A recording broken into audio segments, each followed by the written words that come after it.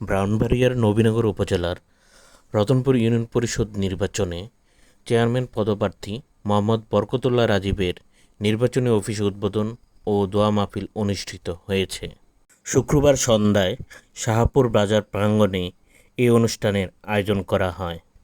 অনুষ্ঠানে রতনপুর ইউনিয়নের বিভিন্ন গ্রামের প্রবীণ রাজনীতিবিদ, গণ্যমান্য ব্যক্তিবর্গ, মুরব্বীগণ এবং তরুণরা উপস্থিত ছিলেন। এ সময় বক্তারা রতনপুর ইউনিয়নের সাবেক চেয়ারম্যান একেএম রফিকুল্লাহর সুযোগ্য সন্তান মোহাম্মদ বরকতুল্লাহ রাজীবকে আসন্ন রতনপুর ইউনিয়ন পরিষদ নির্বাচনে সমর্থন, সহযোগিতা এবং দিক নির্দেশনা প্রদানের আশ্বাস প্রদান করেন। আজকের মিলাদের আয়োজনে সবার কাছে দোয়া প্রার্থী। এইভাবে আমি বলতেছি, আপনারা সবার কাছে আমার অনুরোধ, ওর প্রতি একটু দয়া ও দোয়া করিবেন। আসসালামু আলাইকুম। আপনারা কি কোনোদিন দেখেছেন যে বরকতুল্লাহ রাজীব ভাই ওনার বাবার চেয়ারম্যানের পাওয়ার খাটিয়ে কাউকে অন্যায়ভাবে একটি থাপ্পড় দিয়েছে? আপনারা দেখেছেন কোনোদিন?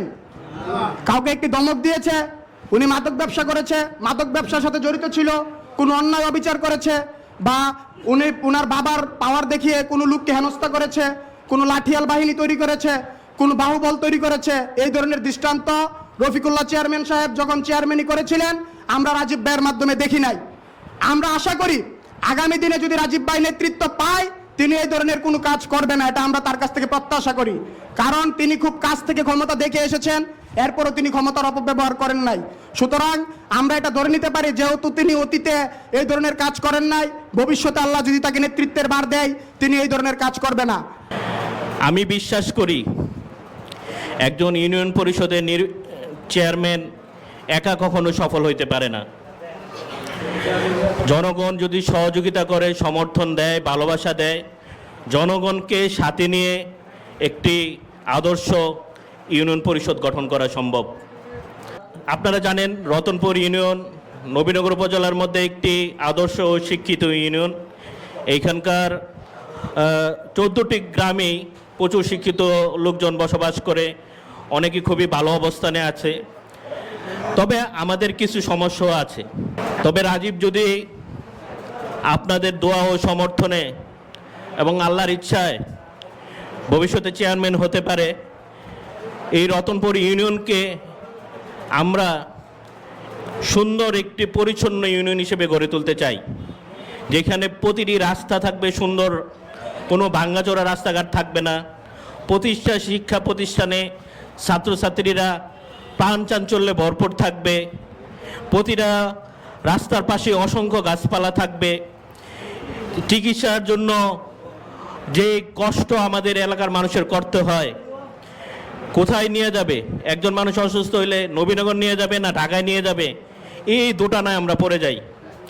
আমাদের যেহেতু প্রত্যন্ত একটি ইউনিয়ন, আমাদের চিকিৎসা সেবা আমরা খুবই অবহেলিত। এটা শুধু আমরা না, বাংলাদেশের সব জায়গাতেই একজন সিরিয়াস রোগীকে সাধারণত ঢাকায় পাঠানো হয়, হয় ঢাকা মেডিকেল কলেজ, না হয় পিজি হাসপাতাল, নাহলে সোহরাওয়ার্দী হাসপাতাল, এই কয়েকটা হাসপাতালে পাঠানো হয়। তবে আমরা চাই আমাদের যে কমিউনিটি ক্লিনিক আছে, তাছাড়া বিভিন্ন সময় মেডিকেল ক্যাম্প করে চিকিৎসা সেবাটা যেন আরও মানুষের দোরগোড়ায় পৌঁছাইতে পারি, এই চেষ্টাটা আমাদের থাকবে। আর আপনারা ভালো করে জানেন এই রতনপুর ইউনিয়নে প্রচুর প্রবাসী আছে, যাদের স্ত্রী সন্তান এই বিভিন্ন গ্রামে বসবাস করে। তারা বিদেশ থেকে রেমিটেন্স পাঠায়, এই রেমিটেন্সের টাকা দিয়েই বাংলাদেশের অর্থনীতি এখনও সচল। গার্মেন্টস এবং রেমিটেন্স এই দুটাই খুবই গুরুত্বপূর্ণ। অতএব প্রবাসীরা যারা আছে তাদের স্ত্রী সন্তানরা যদি ভালো না থাকে, তাহলে এই যে রেমিটেন্স যোদ্ধাদের কথা আমরা বলি, তাদের কথা সবসময় বলি, প্রশংসা করি, তাহলে লাভটা কি? তাদের স্ত্রী সন্তানরা যেন ভালো থাকে, সন্তানরা যেন সুশিক্ষা পায়, স্কুলগুলোতে যেন নিয়মিত ক্লাস হয়, পরীক্ষা হয় এবং খেলাধুলা সাংস্কৃতিক কর্মকাণ্ডের ব্যবস্থা থাকে, এই বিষয়গুলো আমরা গুরুত্ব দিতে চাই। আমরা রতনপুর ইউনিয়নের প্রতিটি মা ও শিশু সহ বয়স্কদের স্বাস্থ্যসেবা নিশ্চিত করতে চাই। এর জন্য যা যা করা দরকার সাধারণ জনগণকে সম্পৃক্ত করে ইনশাল্লাহ আমরা সেই চেষ্টাটুকু করব একজন মানুষ যেন সঠিক চিকিৎসাটা পায়। আপনারা রাজীবের জন্য দোয়া করবেন, সে যেন আপনাদের ভোট নিয়ে জয়যুক্ত হতে পারে, আপনাদের চেয়ারম্যান হইতে পারে, আপনাদের সন্তান হিসেবে সে যেন তার দায়িত্বগুলো তার বাবার মতোই একেএম রফিকুল্লাহ সাহেবের মতোই আপনাদের পাশে থাকতে পারে, আপনাদের সেবা করতে পারে এবং আপনাদের সমস্ত অভিযোগগুলো রাজীব যেন মন দিয়ে শুনে সেই অনুযায়ী ব্যবস্থা নিতে পারে। আপনারা সবাই মন থেকে সেই দোয়াটুকু করবেন। আমি আজকে আপনাদের মাঝে এসেছি যে যে আপনারা জানেন যে যে আমার বাবা একেএম রফিকুল্লাহ আপনাদের এই ইউনিয়নের 2বার চেয়ারম্যান ছিলেন এবং এই গ্রামের সন্তান ছিলেন। তো আমি সেই ধারাবাহিকতায় যে আজকে আমার বাবা নেই, আমি আমার বাবার আদর্শ নিয়ে আমি আপনাদের সামনে এসেছি যে আপনারা আমার জন্য মন থেকে দোয়া করবেন যেন আমি আপনাদের পাশে দাঁড়াতে পারি, আপনাদের সেবা করতে পারি। আর আর সবসময় খেয়াল রাখবেন যে যে আমার বাবা সবসময় এই গ্রামের প্রতি, এই ইউনিয়নের প্রতি কী করেছেন এবং কি করতে চাইতেন যে আপনারা জানতেন। সবসময় চেষ্টা করছেন গ্রামের জন্য বিশৃঙ্খলা সৃষ্টি না হয় এবং গ্রামের উন্নয়নের জন্য গ্রামের সবাইকে নিয়ে কাজ করছেন। তো আমিও আজকে এই আমার নির্বাচনী কার্যালয় উদ্বোধন উপলক্ষে বলতেছি, আমিও আমার বাবার মতো ইনশাল্লাহ আপনাদের নিয়ে এবং প্রত্যেকটি কাজে এবং গ্রামের উন্নয়নে, এই রতনপুর ইউনিয়নের উন্নয়নে যা যা করা দরকার আপনাদের সাথে নিয়ে আমি একা কোনো সিদ্ধান্ত নেব না ইনশাল্লাহ। যদি আপনারা আমার পাশে থাকেন, আপনাদের দোয়া সমর্থন থাকে, ইনশাল্লাহ যদি আমি চেয়ারম্যান হতে পারি ইনশাল্লাহ আপনাদের নিয়ে সবাইকে নিয়ে আমি একসাথে কাজ করব। আপনারা আমার জন্য মন থেকে দোয়া করবেন এবং যে আমার বাবাও নেই, মাও নেই, বাবা মার জন্য দোয়া করবেন। আর হলো আপনারা আমার বাবার ছায়া হবেন,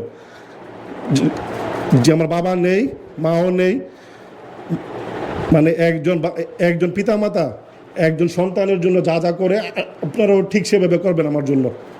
আজকের বিষয়টা হলো জনাব মোহাম্মদ বরকতুল্লাহ রাজীব তার নির্বাচনী প্রচার উপলক্ষে একটি অফিস প্রয়োজন, সেই অফিসের উদ্বোধন এবং মিলাদ মাহফিলের আয়োজন।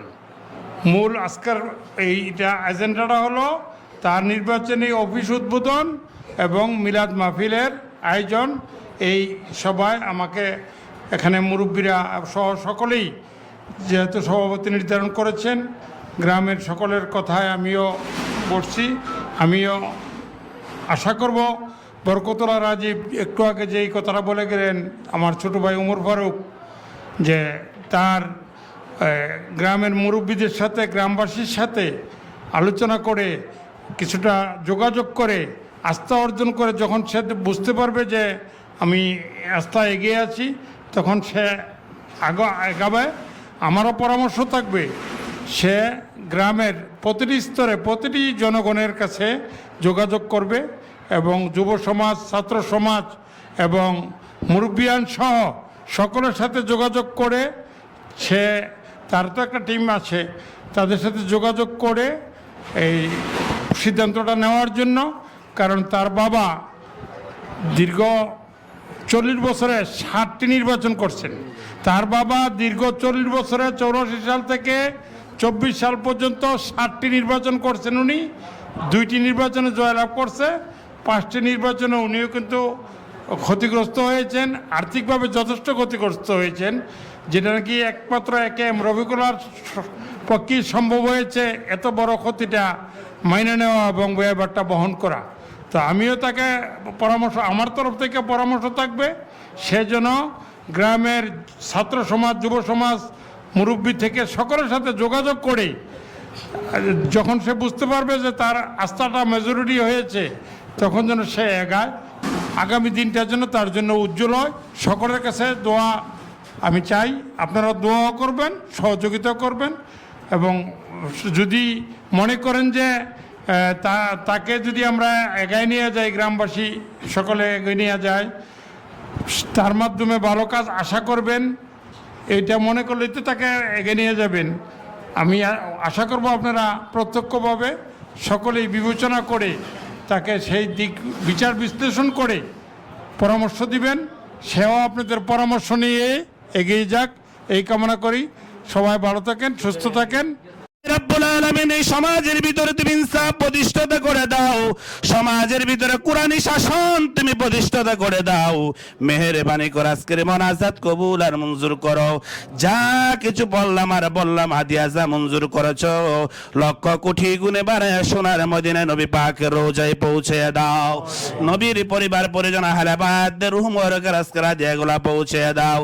আয় আল্লাহ তাআলা শেষ মুহূর্তে দরখাস্ত করে যায় তোমার এই মায়ের বান্দা আয় আল্লাহ বরকতুল্লাহ রাজীব, তোমার এই মায়ের বান্দাকে শারীরিক সুস্থতার নিয়ামত দান করো।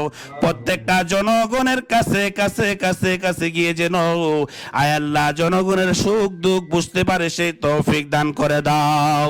সুবহানা রাব্বিকা রাব্বিল ইজ্জাতি আম্মা ইয়াসিফুন, আসসালামু আলাল মুরসালিন। আমিন আমিন রাহমানা মাহুম বিরহমাতিকা ইয়া আরহামার রাহিমিন।